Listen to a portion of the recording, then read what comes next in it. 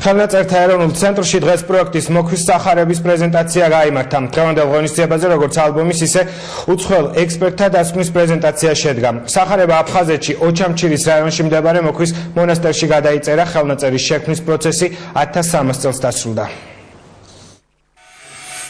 იმის ერთ-ერთი საბუთი, რომ მოქვში ისტორიულ ოდიში დღევანდელ აფხაზეთში ყველაფერი ქართულ ენაზე იწერებოდა მოქვის სახარებაა. წიგნი წლების განმავლობაში ხელნაწერთა ეროვნულ ცენტრში იყო დაცული.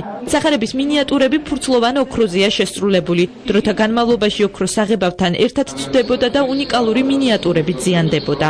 შექმნის დროს გარკვეული დარღვევები იყო ტექნოლოგიაში, სხვანაირი ტექნოლოგიით იყო შესრულებული ეს მინიატურები და შემდეგ ამდენი საუკუნის განმავლობაში შეიძლება არასწორი შენახვის გამოც, გარემო ფაქტორების გამოც ზიანდებოდა და საკმაოდ მძიმე მდგომარეობაშია დღეს.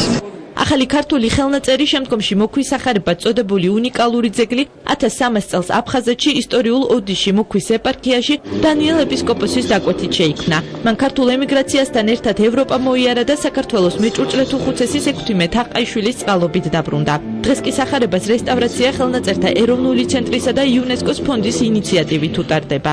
არსებული მდგომარეობის კონსერვაცია ჯერ კიდევ შესაძლებელია, განისაზღვრა ის მეთოდი, ის გზები და ის ეტაპები, რაც მიგვიყვანს საბოლოო შედეგამდე. ისტორიკოსი ჯაბა სამუშია განმარტავს, რომ მოქვის სახარების განადგურების საფრთხე რამდენიმე წელია არსებობდა. მიიჩნევს, რომ მისი გადარჩენის საკითხი ერთი კონკრეტული ცენტრის მიზანი არ უნდა ყოფილიყო და მის გადარჩენაზე ხელისუფლებას აქამდე უნდა ეზრუნა.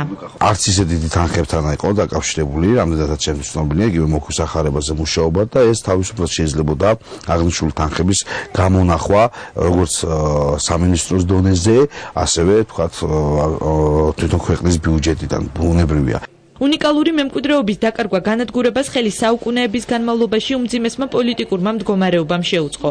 თემურ ლენგმა ერთ-ერთი შემოსევის დროს საქართველოდან წიგნები 14 ურმით გაიტანა. აქამდე მოღწეულ განსაკუთრებული მხატვრული ღირებულების ხელნაწერ წიგნებს შორის უხვად დასურათებული ჯრუჭის მეორე სახარება, გელათის სახარება და მოქვის სახარებაა, რომელიც 362 გვერდისგან შედგება. წიგნის 162 გვერდი დასურათებულია.